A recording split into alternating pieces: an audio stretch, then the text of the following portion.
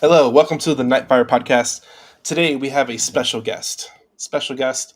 He has two first names, Mr. Nicholas Nick. How you doing today? Hey, I'm doing good, man. Thank you so much. Thanks for having me. Do you have people comment on your two first names?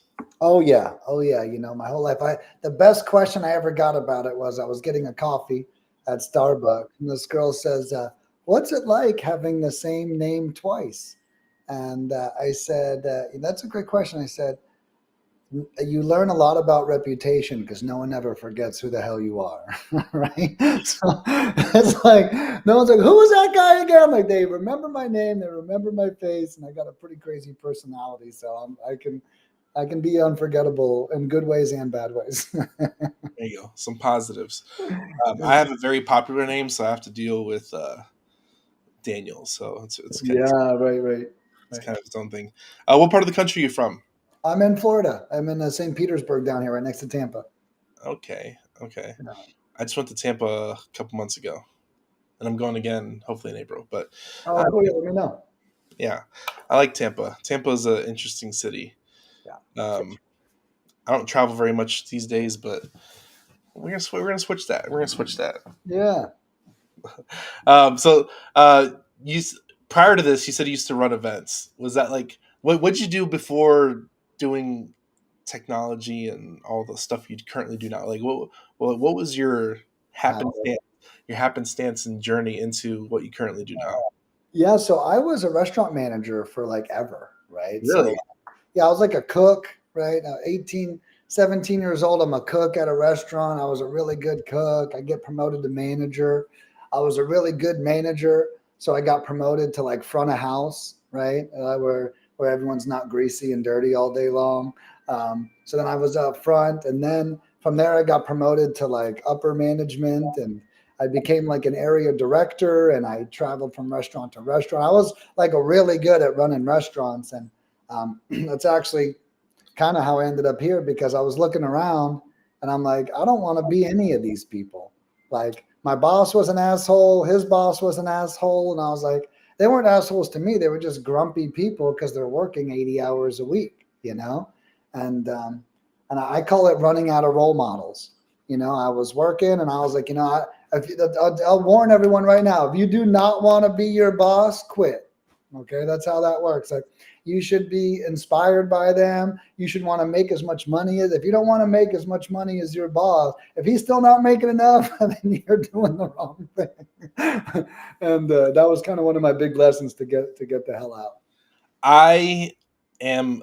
It's so crazy how it happens because it happened similar to me too. Where I was talking to one of my peers, and he's like, "Oh, I work days Monday to Friday, and I make over $100,000 a year. Like, how long did it take you to get there? Oh, I've been here 12 years, and I'm like, Yeah, right. That's a long time. 12 like years, like Yeah. YEARS years, Yeah. and I'm just like, you it happens for everybody in different state. Like whenever you hit that different stage of adulthood, that you kind of realize like, is this really worth my effort? Am I putting my time in the right thing? That this is where I want to be, and you're finding your role models. I think it's such a great happenstance, and it happens for different people at different stages of their life. And the sooner you have that, and if you haven't had it yet, maybe you will soon. But Yeah. it happens for everybody in their own timing. Well, rock bottom is so relative, right? And it's like, for me, it was 70 hours a week. I was maxed out at 65K a year, so I'm making 65,000 a year, working 70 hours a week, giving up everything, my family, my life, I was married at the time, I get no time with her. I'm getting weird times off. I'm getting home at 2 a.m. I'm getting up at 10 a.m. It's like, it was crazy. And then what finally did it for me was they transferred me to a new restaurant, and I Uh, was scheduled 90 hours a week for 6 weeks. And salary. yeah, like disrespectful. Like, what the hell? And and I'm salary, so it's not like I'm like, oh baby, oh, gonna make a lot of money. I make the same money.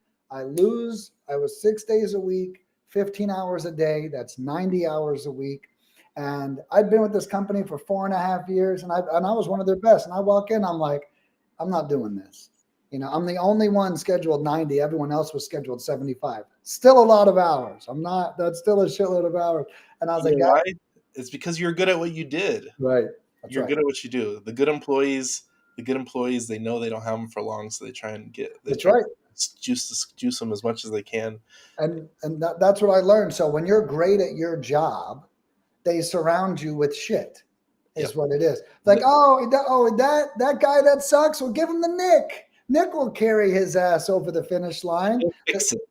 Yeah, that's right. That's right. Yeah, Nick will either make him better or he'll run circles around him.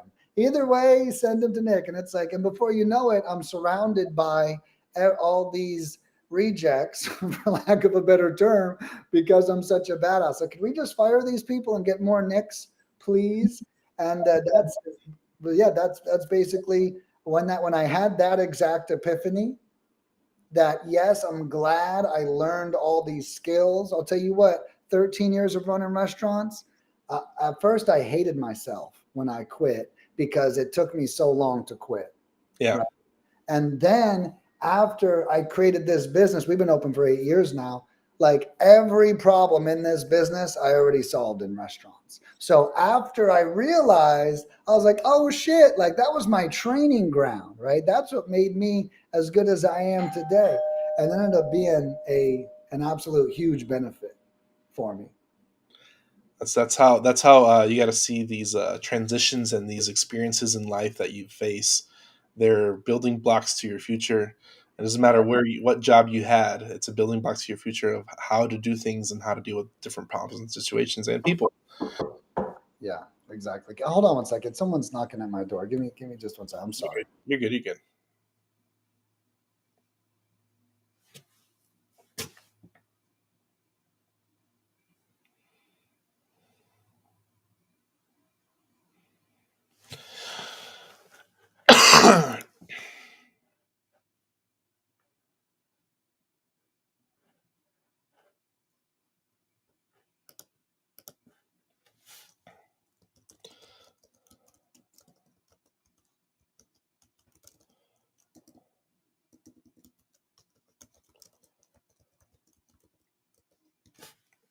Sorry, I'm right next to the door, so I was afraid he would keep hearing me talk and keep knocking.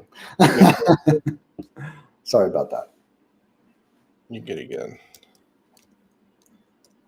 I'm just making notes so I know my editor can find it real quick. Yeah, my bad. You're good. It happens. Yeah, the building blocks of business. I think you learn a lot, and if business was easy, if business was easy, everybody would do it. And then the one thing that you deal with in every business, even as an employee, is people. And if people weren't in business, it'd be easy. Yeah, right. Exactly. And you know what? And I think another important lesson is it's important to learn some of these lessons on other people's dime, right? Yes. It's like, I learned how to be a great manager, and I had to be a pretty shitty manager along the way in order to learn how to be great, right? So it's like now by the time it's my life on the line, I am like a seasoned warrior. I'm ready for all the challenges. But, if this is my first bout in leadership, I would not be successful. I would not be in business all these years, right? And so it's like I think I'm a real big proponent of the 9 to 5. A lot of entrepreneurs they hate on the 9 to 5. Hey, get in there, learn it on their dime, get the hell out, right? That's really what the goal is. Learn it, get out, use that skill to make more money, learn that new shit, use that to make more money, and just keep leapfrogging your way up. It's great advice. That's great advice. I second that.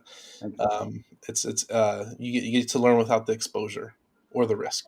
Yeah, exactly. And you still get paid on Fridays. Yeah, right. Hey, I'll tell you, having a dependable check, being an entrepreneur is scary. Okay, having that consistent check feels pretty good sometimes. Yeah, absolutely.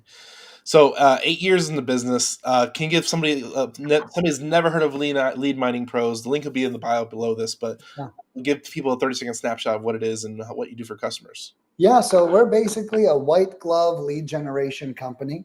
I call it white glove because if you go to my website, leadminingpros.com, you'll see a phone number at the top. You can call me. You tell me what your industry is. You tell me what market you're in, and I'll actually tell you what to buy. You don't have to guess what works. 8 years in business, I know what works in what cities for what strategies, right? So before you even buy, you get on the phone with me. I guide you on the best market and the best strategy. Then we get started. What we do is we pull lists, we skip trace them, we cold call them, and we text message all of them. And they're all done by humans. There's no AI. There's none of that stuff. It's all real human interaction that we provide. And then each week, I invite my clients to meet me for a one-on-one session as well. So they get an email with all their statistics from the week, from the texting and the calls, and in that email is a link to book a call with me, and I actually monitor their results with them. So it's like a really high level touch. And the best part about it is, I'm sure everything sounds expensive. It's actually really inexpensive. My products start at $82 and they go up to like $1,500. So everything is no contracts, no commitments. It's a really easy to digest. Hey, I got $1,000. I need leads. Let's get this going. And then we get up and running for you. Nice. Yeah. I'm sure you know this, but what's your cost per lead on like texting and calling? And it's super low. So with texting, I mean, of course it varies depending on market, but with texting, we average a lead in every 100 to 200 text messages, and I charge $82 for 500 text messages. So if you think, let's say you get 5 leads on that, which would be amazing, that would be 80 divided, that would be under $18 a lead for that, which is awesome. Now there's a downside to texting, right? I mean, a lot of leads, but they're ugly, right? I mean, I'm very transparent, I'm not going to lie to anyone, but there's still tons of deals. When you're getting 5 leads for $82, all it takes is 20 leads to equal a deal, so, you might spend $300-400 in texting, but, to make 30,000, what's really the difference? Then the other thing we have is cold calling. Cold calling, I tell people that it's going to take potentially, maybe $1,500 to close a deal with us. Now, our average client closes a deal in every 12 to 20 leads. So I would expect about $1,500 to $2,000 to yield about 20 leads. Now, it depends on your market. All right. So if you're in a saturated market, it's going to take more, right? And then if you're in a suburban market, so cold calling with us and in a suburban market, that's no tourist attraction, no notoriety, no saturation, no cities, right? Then it's probably going to be much lower, probably $800 to $1,500 to get to those 20 leads, right? So anywhere from suburban markets, I'd say anywhere from $50 to $100 a lead. In saturated markets is going to be anywhere from, let's say, $100 to $200 a lead would be what I would expect. Okay. I know there's a new regulation that passed in January about the one I think it's 1-to-1 1-to-1 consent rule. Yeah. 1-to-1 consent rule. Yeah. How are you guys managing and dealing with that? So good. The other part of that question is, does the client face that, or do you face that? So you have to be compliant, or do they have compliance issues? Well, the good news is we don't have an issue with the 1-to-1 consent rule. What that actually means is a lot of people out there, a lot of companies, we don't do this, but I'll explain it to everyone real quick. A lot of companies, if like, let's say I was a competitor of mine, okay? I could get a lead and sell that lead to 5 customers. Okay, that is now illegal unless you tell that seller that 5 different people are going to call them. Does that make sense? So 1-to-1 means if I send you the lead, it can only go to you because that's 1-to-1, right? But a lot of these other companies, they share leads, and they might get a lead in Tampa and they have 5 clients in Tampa and they send that same lead to all 5 people. So that's illegal. What we do when you hire us, everything is exclusively yours. So that we tell them, hey, Daniel's going to be calling you in the next. So that's the consent, if that makes sense. If I gave it to several people, I would say Daniel, Billy, Joseph, and Sally are going to be giving you a call at different times. Are you okay with that? right? So I would have to let them know that. But it's not like Daniel will be reaching out within 24 hours, and he's probably going to want to come out and see the property. Is basically what we say. So because we're exclusive, we don't have to worry about the one-to-one consent. Mm. Yeah, I'm always worried about compliance. And it Yeah. seems like compliance has been a big issue around town. Well, you know what's happening is, I'll be honest with you, compliance isn't very enforced, but what companies are doing now is they're using compliance to scare investors, right? And I'm not saying they should or they shouldn't, right?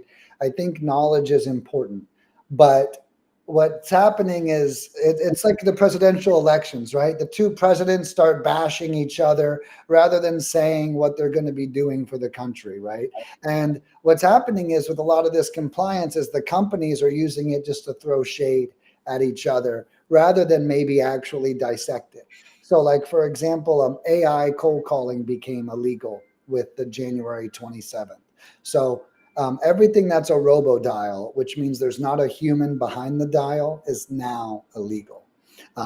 Like, for example, and it's because the government wants you to be fueling the economy, and you fuel the economy by putting a human behind the cold call. But yeah, so there's been some interesting regulations. It's really nothing to be too scared of at the moment.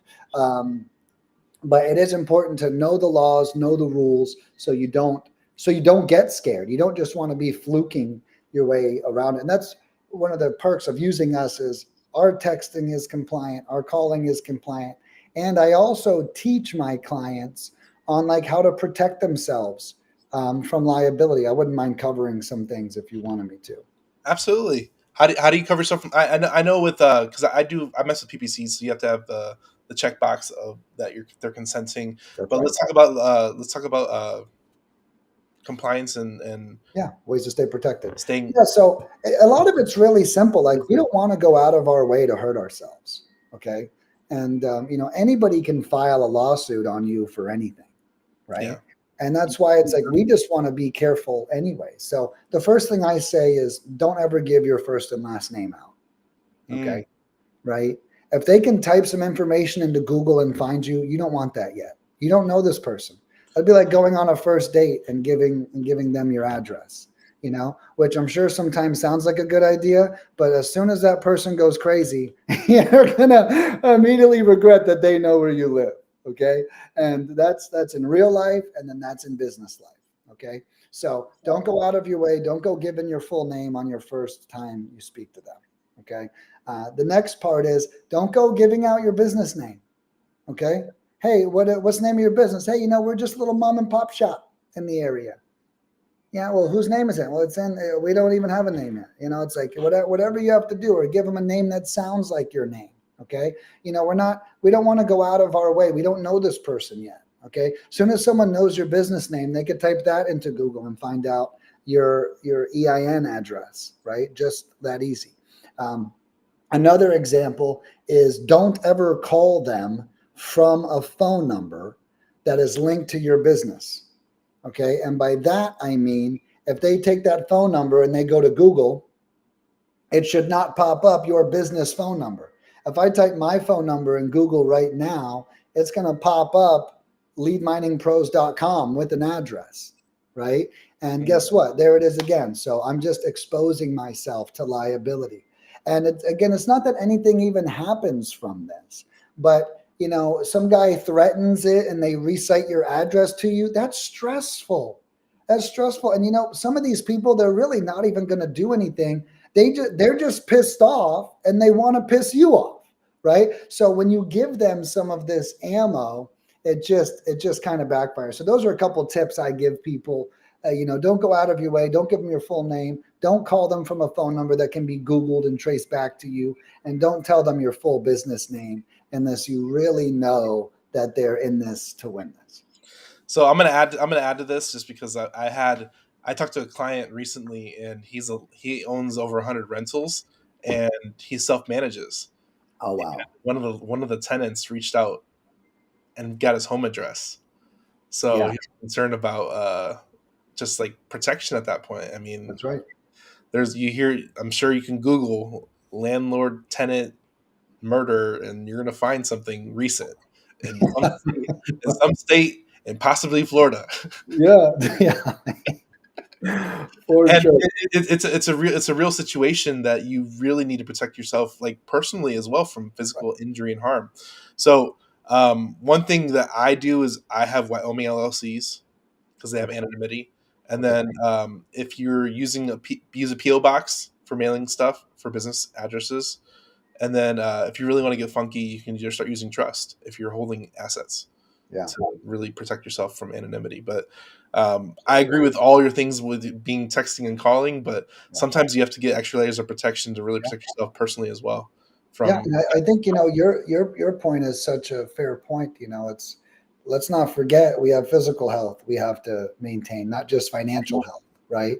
And again, I'm really trusting. I'm a very trusting person, and I'll tell you, the most trusting people have a lot of reasons why they shouldn't be trusting anymore, right? Yep. And it's because you do meet someone, you do give them your home address, they freak out or they show up or something.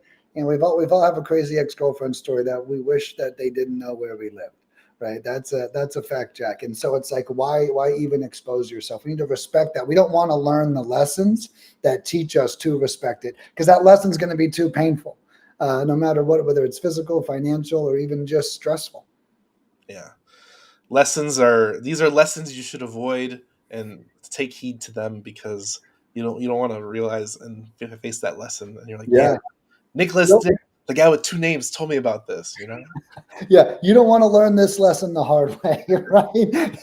You'd rather learn it right here on this podcast. That's right. Um, I like the hands off approach with lead generation. It takes a lot of the guesswork out of knowing how to run leads. I think the main thing is that a lot of people struggle with is like, how do I generate traffic? How do I generate leads? I'm not cold calling. I'm not texting. And a service like yours is what really harnesses that, because you do this for a living.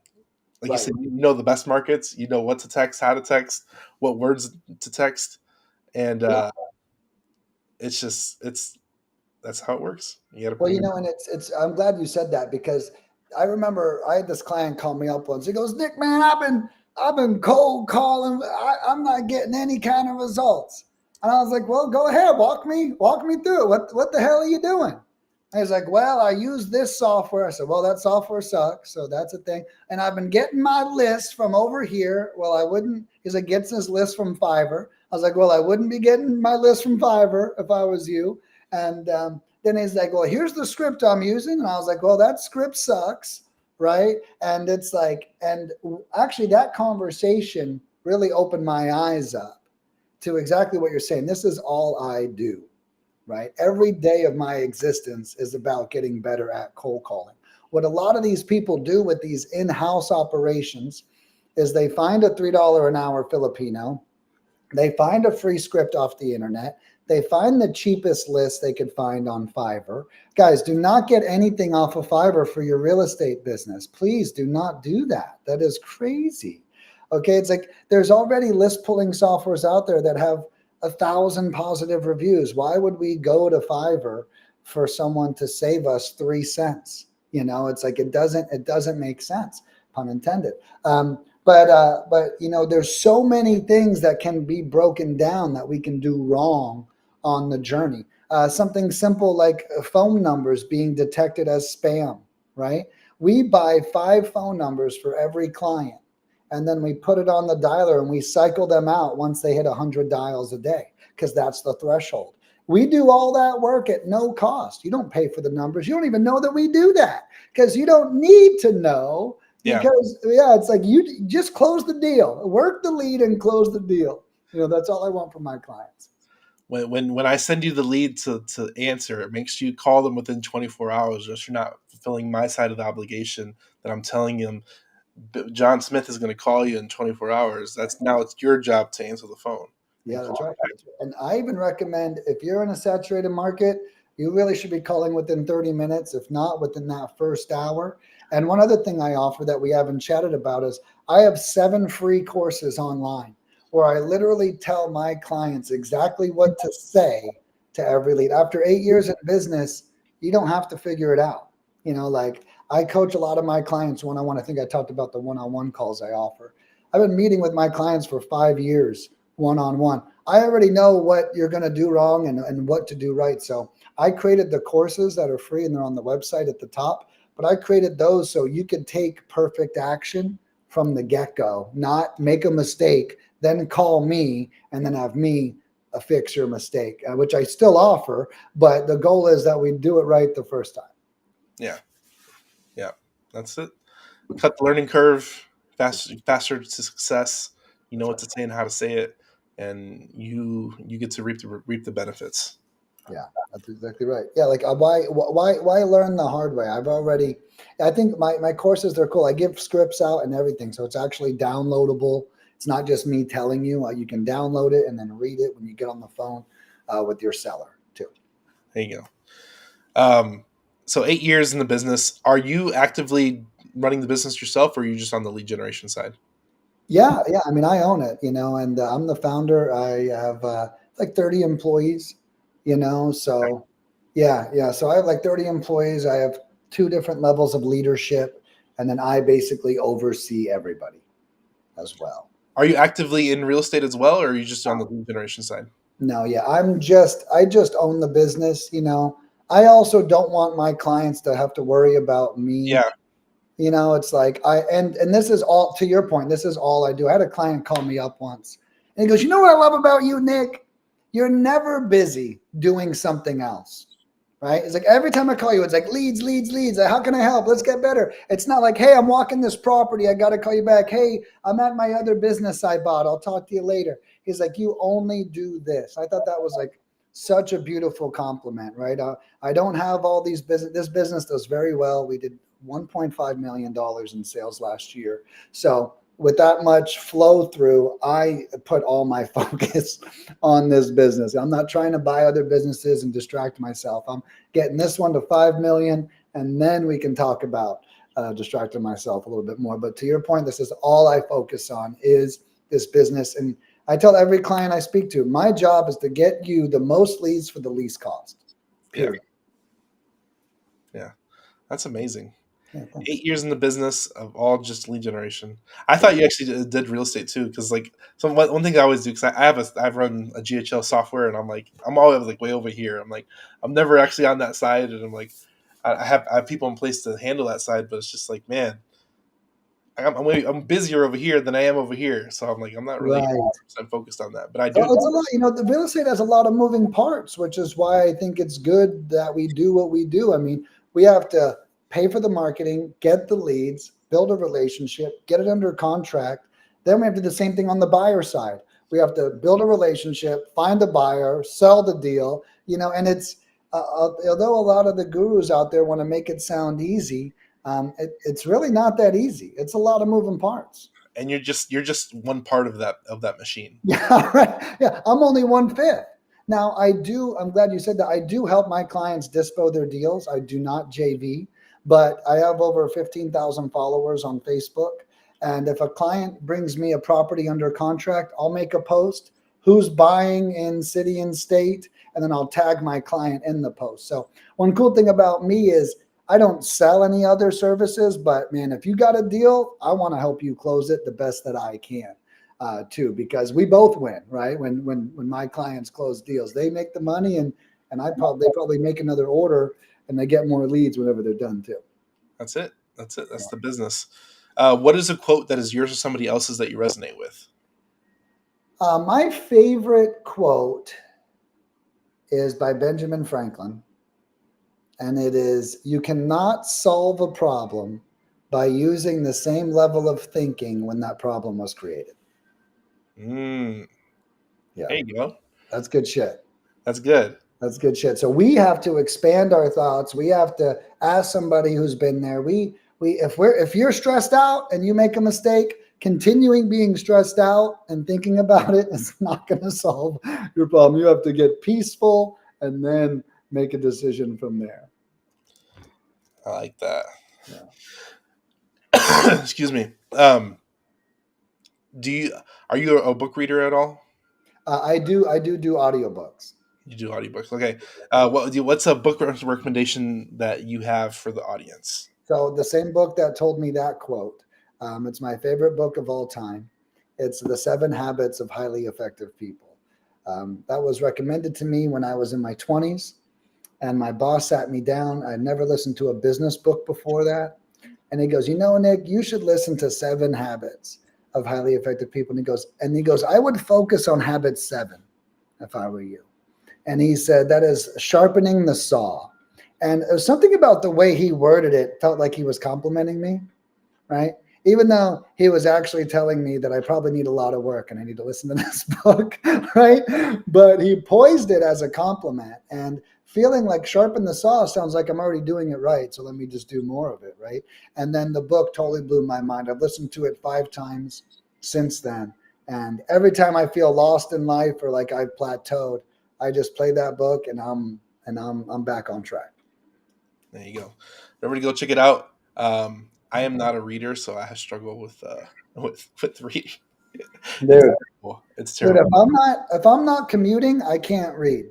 Right? It's like I have to be in the car. And the funny thing is, being an entrepreneur now, I'm in the car less than ever Yeah, because I don't have to fucking go anywhere ever. So it's like really hard for me. So I'm in the same boat as you. I can only do it in the car. I can't do it when I'm traveling. I can't do it when I'm by myself. I have to be driving in order to digest a book. yeah. It's a real problem. It's a Yeah. real problem for a lot of people. But for everybody out there, I hope you can find time to read that and definitely check it out. Yeah. Thank you for coming on. Where can people find you online? I know we're putting a link in the bio as well, but Yeah, leadminingpros.com is the best way to find me. I have the free courses at the top. I'm also on YouTube, and I'm a real hoot on Facebook. I'll give you a link to add my Facebook. It's my personal Facebook. So you're going to see a lot of personal stuff, a lot of business stuff. People love following me. I share all of it, the good, the bad, and definitely the ugly. So I'm not like your normal, successful person. I talk about all of it. So a lot of people enjoy that. well, there you go. We'll see you next time. Thanks for tuning in. Thanks for coming on, Nick. We'll see you next time. Bye. Yeah, thank you.